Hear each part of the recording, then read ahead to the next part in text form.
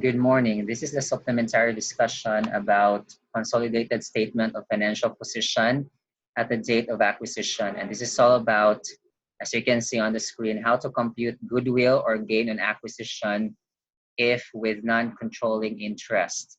So as a review or going back of the discussions, there is non-controlling interest when the parent acquires not exactly 100% of the subsidiary. So for example, if the parent or the acquirer acquires the shares, because this is stock acquisition, by the way, of the subsidiary or acquirer, let's say 80%, then the 20% is a non-controlling interest or NCI. Simply put, the NCI or non-controlling interest is that interest or percentage not acquired by the parent or acquirer. Now, the parent or acquirer then acquires the controlling interest. All right. So I repeat, NCI is the one that is not acquired. So the concern now is how to compute the goodwill or gain on acquisition when there is NCI. Because remember, so far in the previous chapter, that was 100% acquisition of the net assets. And then for the first part of this chapter, we discussed just 100% acquisition of stocks. So now, what if this is less than 100%? So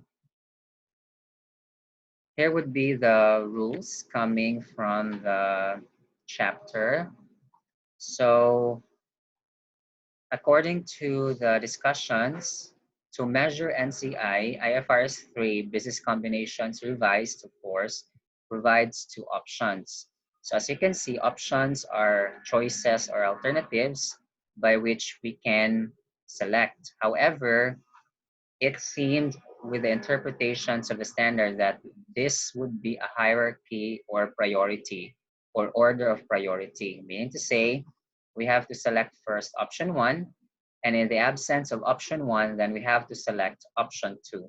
Option 1 is at fair value, or if not available, then we are going to use the NCI's proportionate share of the acquirer's identifiable net assets. So in my example, if 80% was the interest acquired by the parent, so the proportionate share is 20% of the NCI of the acquirees or subsidiaries identifiable net assets. And this is, remember, also at fair value, because we have discussed that already, that it should be less fair value of identifiable net assets of the subsidiary.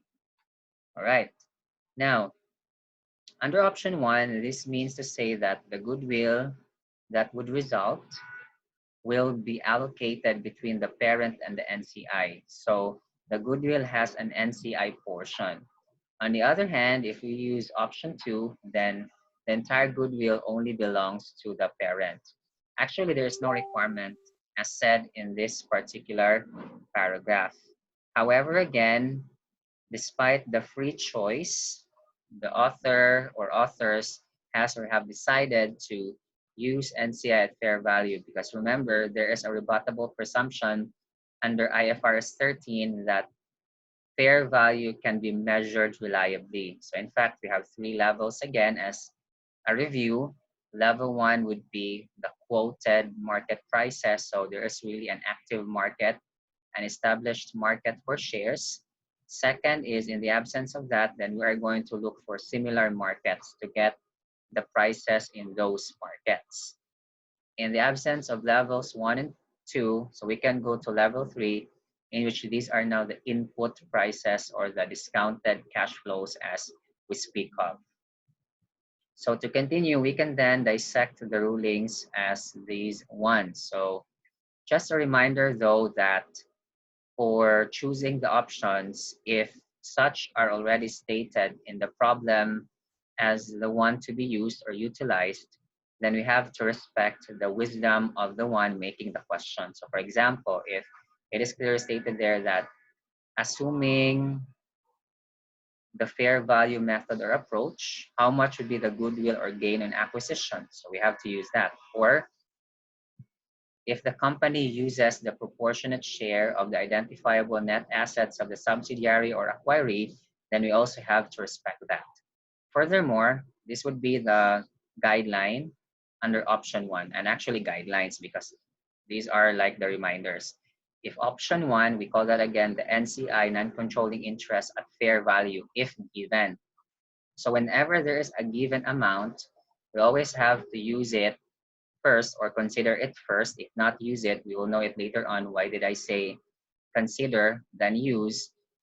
Because this is the priority or the first option under the hierarchy. However, in the absence of the given fair value, then we are going to estimate the fair value. This is now using similar markets or level 2.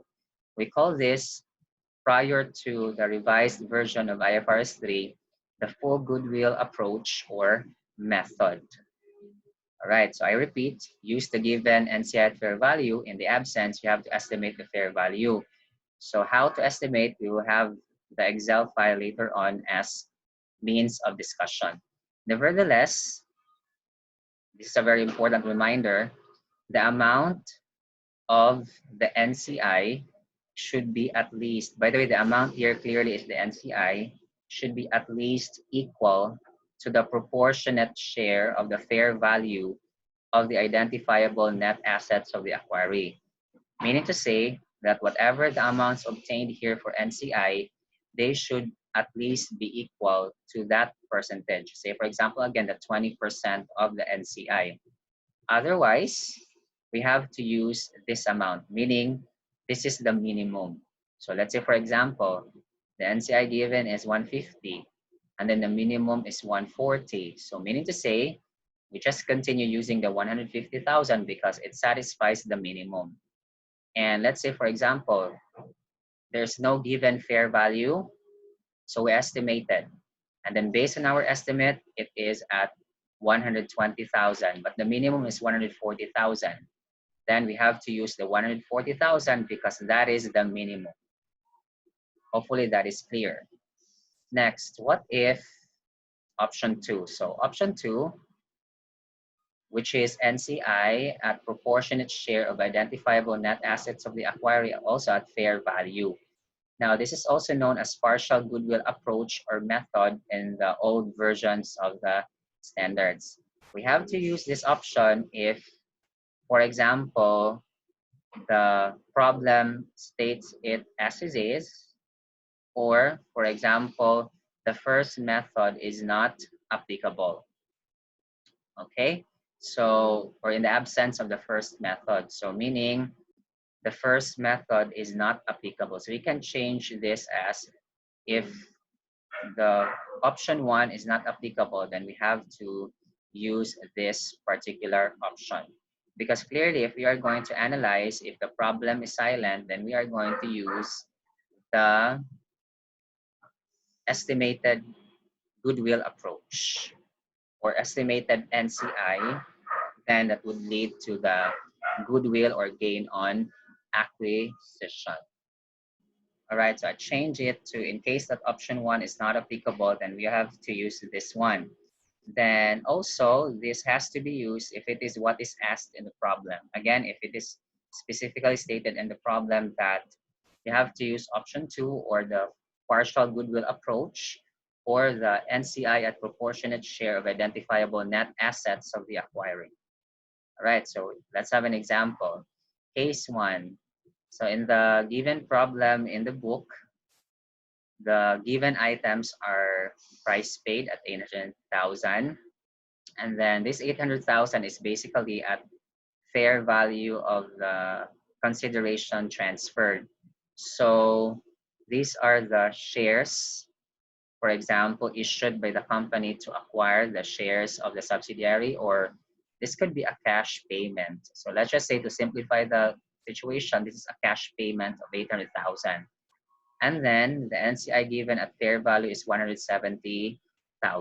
So for a total consideration of 970,000. Now this price paid could also include the non-cash consideration given or provided, like stocks or bonds, stocks, also shares, or the contingent consideration, and so on. So we can also say that the NCI at fair value is actually part of the total consideration that is paid for or transferred. Because actually, the essence is that with the amount paid by the company, there's really the NCI or portion that was not acquired. So that's why, as a whole, there is an NCI to be considered, less the fair value of net assets acquired, so that the goodwill is at 350,000. So by this particular case or situation, we can then say that there is a portion of the goodwill belonging to the parent and also with the NCI. All right. So that will be discussed in the latter part of the chapter. So our concern now will be to compute the goodwill or gain on acquisition. All right. So here, as what I've said a while ago, is that if ever there is a method given in the problem, then we have to use it, whether that's option 1 or option 2. Next, we have to take note that in the absence of NCI at fair value, we have to estimate. To estimate, then we can gross it up so that we will be getting the 100% and we multiply with the NCI percentage. And that is now the NCI at estimated fair value. Then you can always notice that the NCI at fair value, which is estimated, is always greater than the given. That is because, of course, it is the bloated amount or version. On the other hand, well, on the examples, I said always. However, actually, in the real sense of it, it's not entire because there are some times that we crossed up, but then it is still below the minimum or even the given amount. So we have to be careful about that. For as long as we know the rules, we will get really the correct amount of goodwill or gain on acquisition. All right, so hopefully you learned something from this session and see you next time for the next part of consolidated statement of financial position and this is on the date of acquisition. All right, so thank you and God bless.